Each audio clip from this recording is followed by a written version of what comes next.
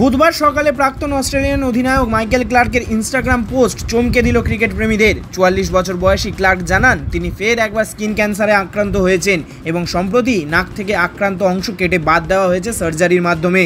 Social মিডিয়ায় ছবি share করে ক্লার্ক লিখেছেন, স্কিন ক্যান্সারের বিষয়টা সত্যি, বিশেষত অস্ট্রেলিয়ায়।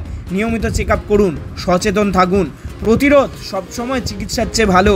চিকিৎসক বিস সলিমানকেও ধন্যবাদ জানিয়েছেন তিনি। এই প্রথম নয়, ২০০৬ সালে প্রথম স্কিন ক্যান্সারে আক্রান্ত হন ক্লার্ক।